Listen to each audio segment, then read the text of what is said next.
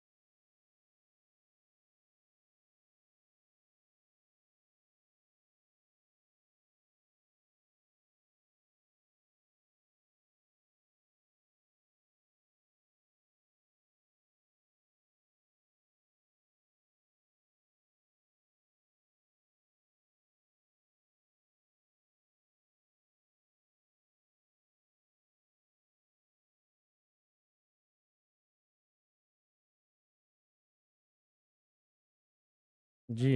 अब आ रही है आवाज़। अस्सलामु अलैकुम वरहमतुल्लाहि वबरकातुह। उम्मीद है कि आप सभी खैरियत से होंगे।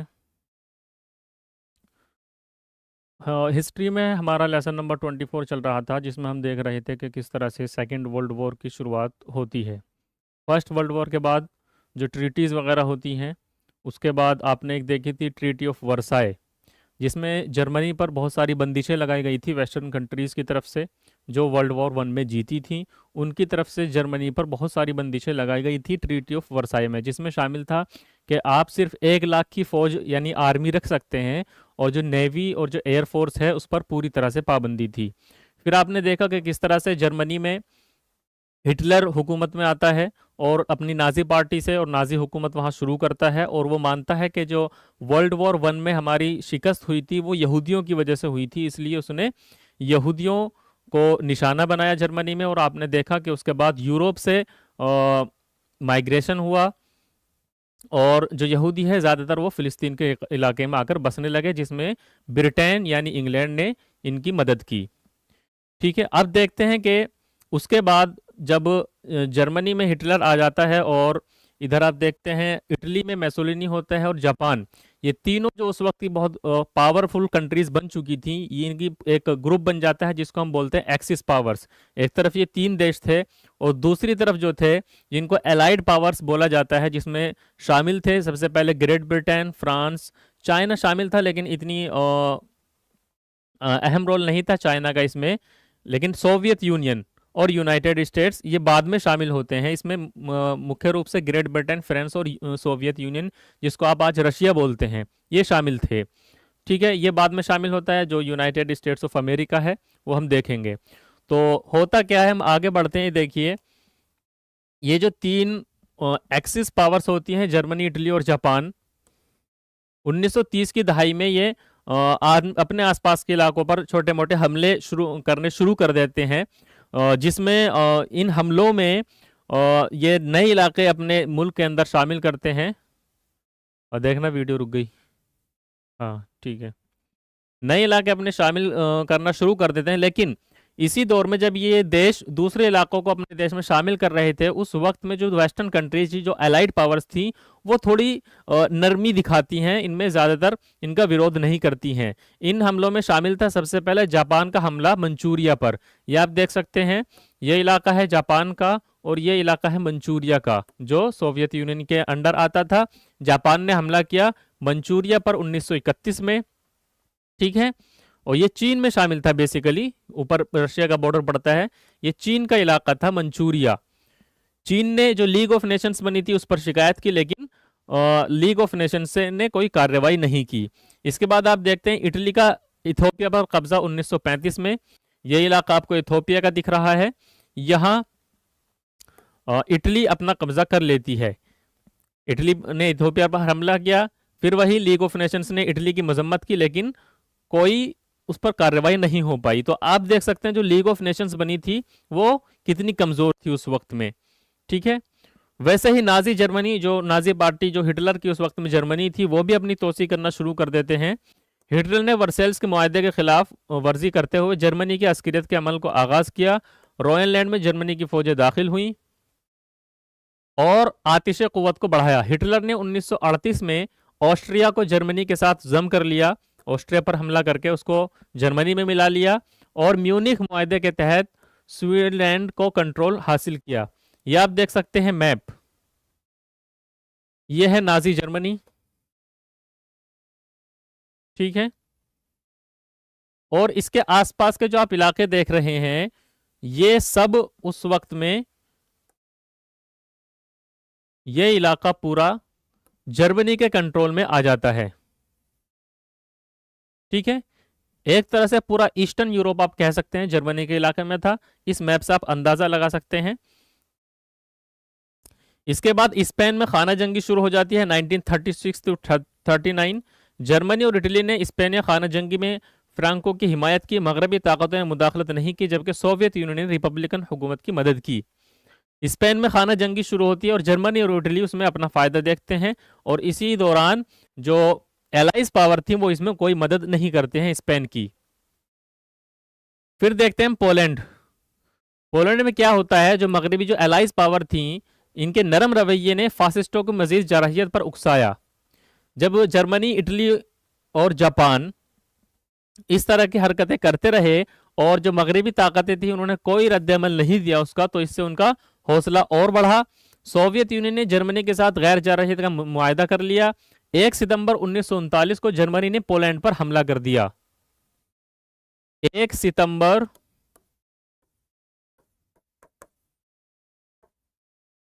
1939, ये डेट आप याद रख लीजिए, यह जहां से सेकंड वर्ल्ड वॉर का आगाज होता है, जब जर्मनी पोलैंड पर हमला कर देता है। वर्ल्ड वॉर सेकंड, ठीक है, 1 सितंबर 1939। अब देखते हैं इस जंग में क्या क्या होता है। पोलैंड पर हमला दूसरी आलमी जंग का आगाज था, जो किसने किया था? जर्मनी ने।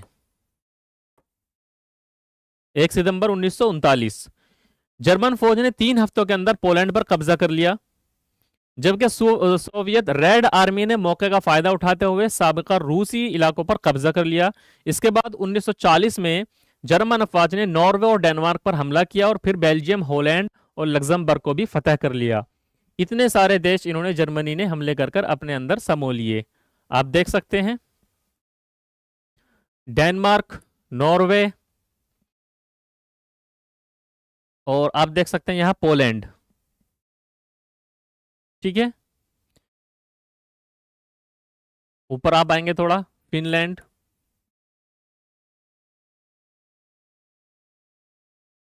और ये पोलैंड का इलाका।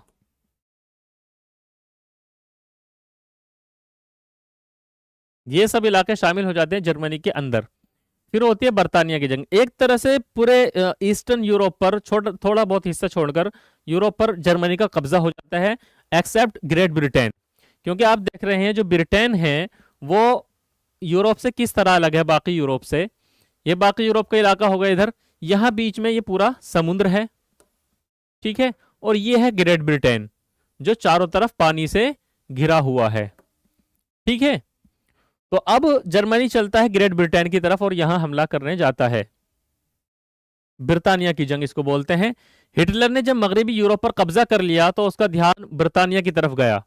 बरतानवी हुकूमत में तब्दीली के साथ विंस्टन चर्चिल नए वजीर आजम बने थे उस वक्त में ब्रिटेन के। 1940 के अगस्त में जर्मन फिजाइया यानी एयरफोर्स ने ब्रिटानिया पर हमले शुरू किए। ब्रितानी फजाइया ने सख्त मजामत की और ये लड़ाइयाँ डॉग फाइट्स कहलाती हैं, जो जर्मनी और ग्रेट ब्रिटेन के बीच में हुई 1940 में। नवंबर 1940 में ऑपरेशन सी लॉयन को मुअख्खर कर दिया गया। ये एग्जाम में पूछा गया है सवाल,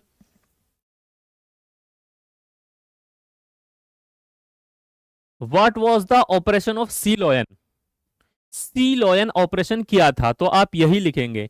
ये जो जर्मनी ने ब्रिटानिया पर हमला किया और इन दोनों के बीच में जो लड़ाई हुई इस वक्त में 1940 में, इसको जाना जाता है सी लॉयन के नाम से, ऑपरेशन सी लॉयन।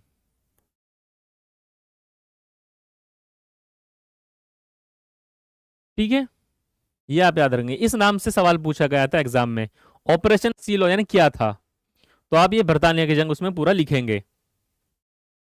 ये आप देख सकते हैं ब्रिटानिया पर किस तरह से हमला किया गया था जर्मनी की तरफ से। ये पूरा ग्रेट ब्रिटेन आपको दिखाई दे रहा है और ये आपको जर्मनी की जो फिजाइया थी वो हमले कर रहे थे। इसके बाद देखते हैं जंग की तोसी कैसे होती है।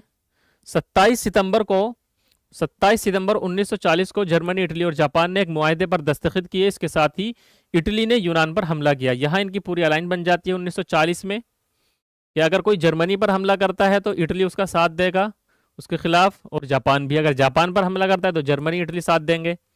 ठीक है, इस तरह इन्होंने एक मुआहदा किया। इसके साथ ही इटली ने यूनान पर हमला किया, लेकिन वहां मुज़ाहमत का सामना करना पड़ा। जर्मन अफवाज ने यूनान, युगोस्लाविया और शुमाली अफ्रीका के कुछ हिस्से भी फतह कर लिए थे इस वक्त तक। अब यूरोप और शुमाली अफ्रीका जीतने के बाद जर्मनी, हिटलर की भूख कम नहीं होती, वो बढ़ता है रूस की तरफ। जर्मनी का सोवियत यूनियन के खिलाफ हमला। 22 जून 1941 को हिटलर ने सोवियत यूनियन पर ऑपरेशन बारबरोसा का आगाज किया। जर्मन अफवाज ने तेज रफ्तारी से लेनिनग्राड, मॉस्को और कीव इसको अब बोला जाता है, कीव के नाम से शहर है, की तरफ पेशकदमी की, मगर सर्दियों ने उनकी रफ्तार कम कर दी। दिसंबर 1941 में सोवियत यूनियन ने जवाबी हमला किया, जिसके नतीजे में जर्मन अफवाज पीछे हटने पर मजबूर हो गए। 22 जून 1941 को जर्मनी हमला करता है। 3 शहर हैं ये रूस के, लेनिनग्राड, मॉस्को जो दारुल हुकूमत है रूस की, और एक कीव जो अब यूक्रेन का शहर है। ठीक है, लेकिन होता क्या है आपको मालूम होगा, रूस में सर्दी बहुत कड़ाके की पड़ती है। इसे करना wait an hour, wait an hour, wait an hour बोल रहा हूं मैं, बंद हो जाएगा अभी सिस्टम। मैंने बोला वेट एन आवर, जो तीसरा ऑप्शन आ रहा था। चलो देखते हैं, वो ऑप्शन आए ना शट डाउन वाला, कैंसिल कर देना उसे। ठीक है, तो हम बात कर रहे थे जब जर्मनी हमला करता है तो वो पूरी तरह से यहां फतह नहीं हासिल कर पाता। क्यों? उस वक्त में सर्दियों का मौसम शुरू हो गया था रूस में, और जो जर्मन फौज थी वो उस कंडीशन में लड़ने की आदी नहीं थी जिस तरह से रूसी फौज जो थी उसको आदत थी सर्दियों में जंग करने की। तो जब सर्दियां शुरू होती हैं दिसंबर 1941 में, उस वक्त में सोवियत यूनियन वापस हमला करता है और जर्मनी की फौजों को पीछे हटना पड़ता है। अब ये जंग पूरी एक आलमी जंग बन जाती है। अब अमेरिका भी इसमें शामिल होता है। अमेरिका ने जंग के आगाज पर बर्तानिया की हिमायत की थी, लेकिन साथ पूरी तरह से नहीं दिया था। हाँ, हिमायत की थी ब्रिटेन की, मगर 7 दिसंबर 1941, इसको डेट को याद रख लीजिए, 7 दिसंबर 1941 को एक हमला करता है। कौन? जापान। जापान हमला करता है अमेरिका के एक आइलैंड है पर्ल हार्बर। कहां पर?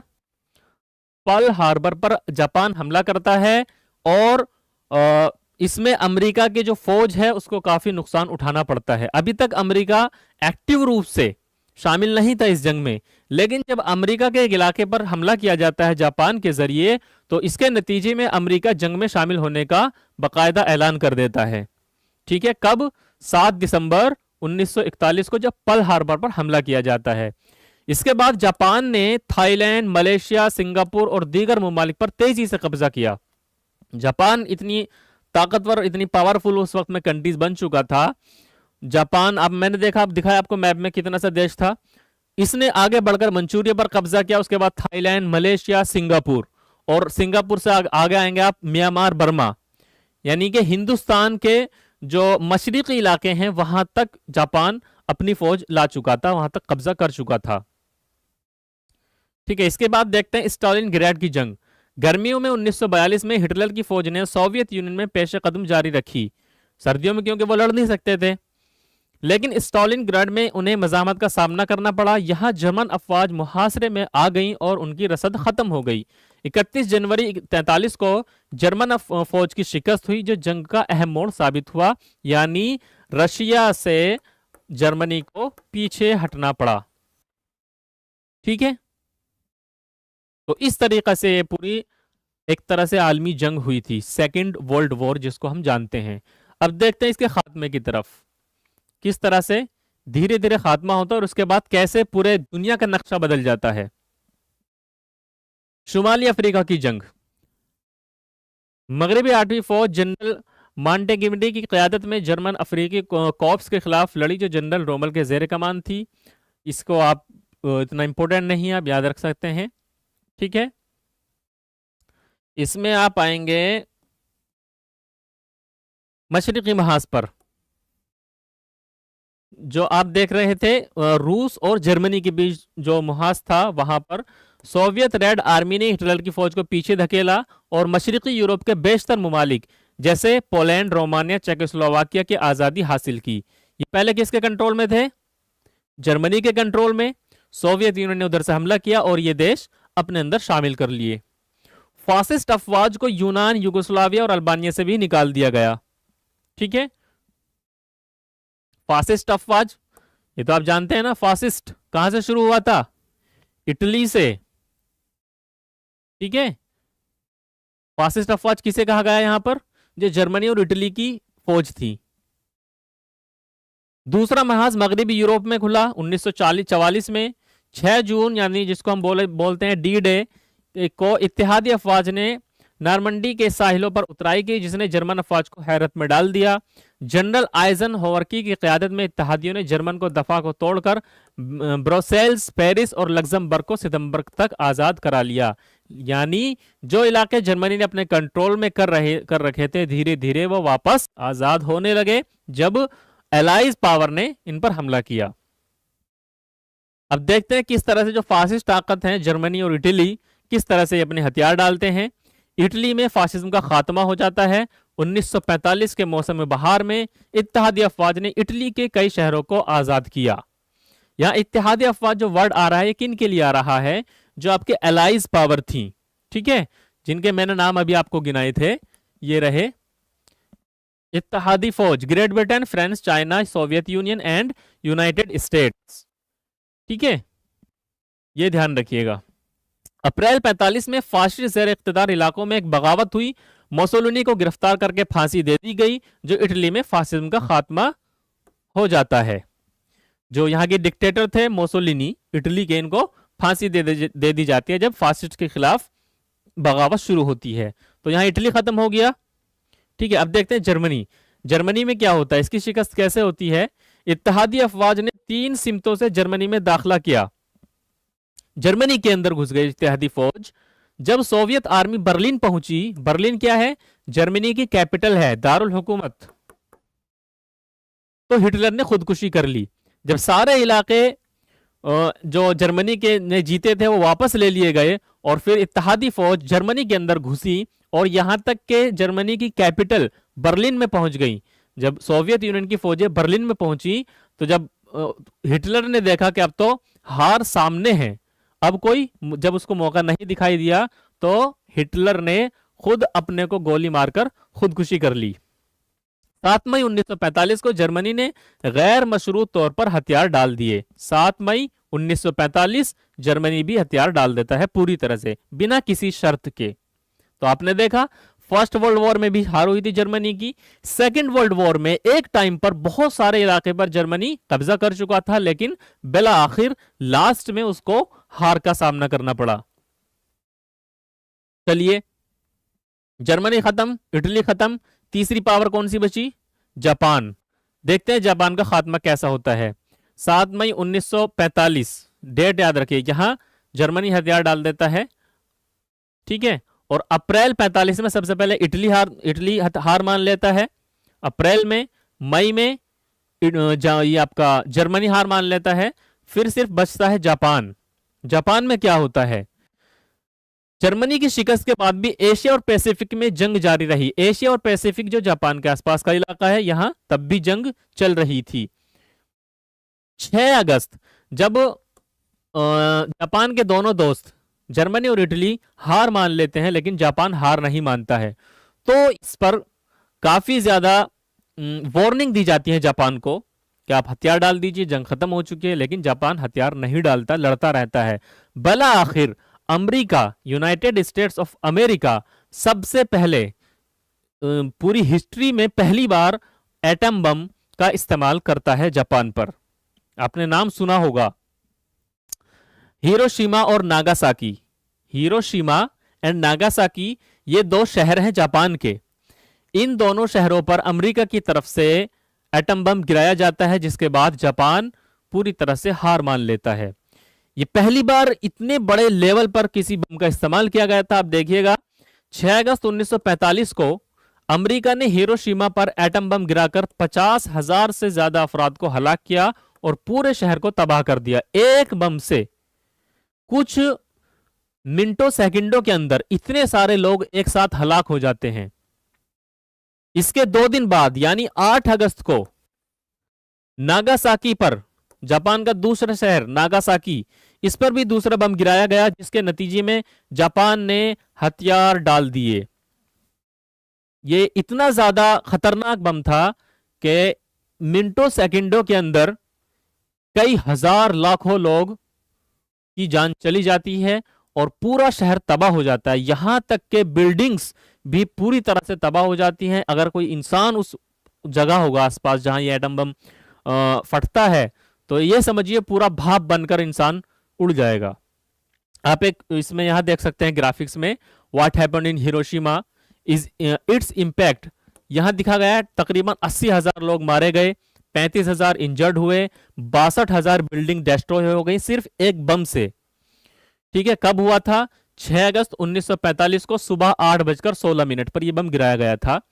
ठीक है, the explosion within a radius of 2.5 kilometre, 2.5 kilometre के एरिया में इसका एक्सप्लोजन हुआ था। ठीक है, it's forces felt as far as 60 kilometre. इसके जो इंपैक्ट है, इसके जो इंपैक्ट महसूस किया गया 60 किलोमीटर दूर तक इस बम का इंपैक्ट महसूस किया गया था। और इसमें तकरीबन 43,000 सोल्जर्स थे उस वक्त में शहर में, 23,000 बचे हैं। ठीक है, पहले 200 डॉक्टर थे, 20 डॉक्टर बचे थे कुल। यहां एक मतलब मुआवजा करके बताया गया था कि कितनी बर्बादी हुई थी इस एक बम से, कि मतलब इस एक्सप्लोजन से पहले उस शहर में अगर 200 डॉक्टर थे तो इस एक्सप्लोजन के बाद सिर्फ 20 डॉक्टर जिंदा बचे थे। ठीक है, ये था पहला जो बम गिरा गया था। आप इनकी तस्वीर भी यहां देख सकते हैं। ये वो 2 बम हैं, एक का नाम था लिटिल बॉय, दूसरा का नाम था फैट मैन। की डेट याद रखिएगा, कब? 6 अगस्त 1945 और 8 अगस्त 1945। ठीक है, नाम थे दोनों का, एक का था लिटिल बॉय, दूसरे का था फैट मैन।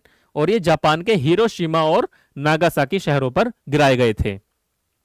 इनकी यहाँ कुछ कैजुअलिटी आंकड़े दिए गए हैं। हिरोशिमा पर जो पहले पॉपुलेशन थी, कितनी आबादी थी हिरोशिमा शहर में? 3,50,000 और 1,40,000 की वहां फौरन मौत हो जाती है, 78,000 इंजर्ड होते हैं। ठीक है, आप हिसाब लगा लीजिए, तकरीबन आधी आबादी एकदम खत्म। नागासाकी में 2,70,000 पॉपुलेशन थी, 73,000 की डेथ होती है, 75,000 इंजर्ड होते हैं। ठीक है, जो आप देख सकते हैं, ये है हिरोशिमा पर जो गिराया गया था लिटिल बॉय के नाम से, और ये था नागासाकी पर जो गिराया गया था फैट मैन के नाम से। ये उस वक्त में जहां पर गिराया गया था, उस वक्त में जो गुब्बार वहां से, जो गिर्द वहां से उठी थी, उसका एक विजुअल दिखाया गया है यहां पर। ठीक है, चलिए, तो यहां जब ये बम गिराए जाते हैं जापान पर, सेकंड बम 8 अगस्त 1945 को गिराया जाता है, फौरन वहां पर जापान अपनी हार मान लेता है, हथियार डाल देता है। तो इस तरह से दूसरी आलमी जंग का खात्मा होता है। चलिए, इसके बाद क्या होता है? जंग के इख्तिताम के बाद अक़वाम मुत्तहिदा का क़याम किया जाता है, जिसको आप आज भी जानते हैं यूनाइटेड नेशंस के नाम से, यूएन, यूनाइटेड नेशंस। इसका हेडक्वार्टर कहाँ है? अमेरिका के अंदर, और दुनिया के तकरीबन सभी देश इसके मेंबर हैं। ठीक है, दूसरी जंग अजीम के इख्तिताम पर 50 से जायद ममालिक इसमें शामिल हुए शुरू में, लेकिन अब 180 के आसपास इसमें देश शामिल हैं। अमन के क़याम के लिए एक बैनुल अक़वामी तंजीम अक़वाम मुत्तहिदा का क़याम अमल में आया, लेकिन अमेरिका और सोवियत यूनियन ने जल्द ही दुनिया को दो ताकतों के ब्लॉक में तकसीम करने की कोशिश शुरू की, जो दूसरी जो सर्द जंग का बाइस बनी। अब देखेंगे आप, जब यहाँ ये चैप्टर खत्म हो जाता है, इसके बाद जो चैप्टर है वो यहीं से आगे से शुरू होता है। इसके बाद क्या होता है, जब अमेरिका जापान पर पहली बार एटम बम का इस्तेमाल करता है, तो और अपनी सुपर पावर दिखाता है कि हम इतने कैपेबल हैं, हम किसी को भी हरा सकते हैं, तो उसके बाद दुनिया में दो सुपर पावर सामने आती हैं। एक बनती है यूनाइटेड स्टेट्स ऑफ अमेरिका, दूसरी तरफ है यूएसएसआर, सोवियत यूनियन या फिर रशिया, जिसको हम आज बोलते हैं। तो ये दो ताकतें दुनिया में बनती है, और इन्हीं के बीच में टेंशन की वजह से आगे जाकर सर्द जंग का आगाज होता है, जो आपका अगला लेसन है। ठीक है, यहां से शुरू होता है आपका सबक number 25, cold war and it's politics. Cold war and it's politics.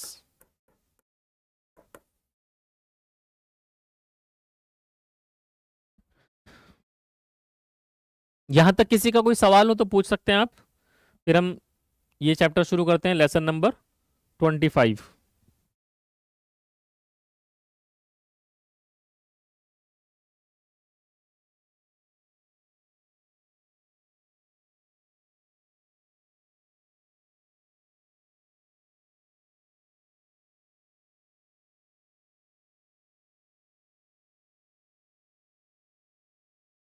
जी, किसी का कोई सवाल है? देखना चैट में क्या सवाल आ रहा है।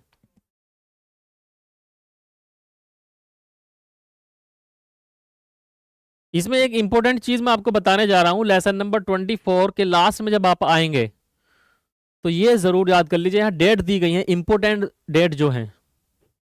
ठीक है, आप आएंगे इस लेसन के लास्ट में, यहां कुछ इस्तेलाहात दी गई हैं, उनके मीनिंग क्या है वो डिटेल में यहां दिया गया है, ये भी आप पढ़ सकते हैं एक बार। इल्हाक, कमेंट्रेन, फसी बलीग तकरीर, होलोकास्ट, ये पूछा जाता है होलोकास्ट क्या था दूसरी आलमी जंग में, और उसके बाद नाजियों के जरिए 60 लाख से जायद यूरोपीय यहूदियों का बाकायदा कत्ल किया गया था। हो गया बंद?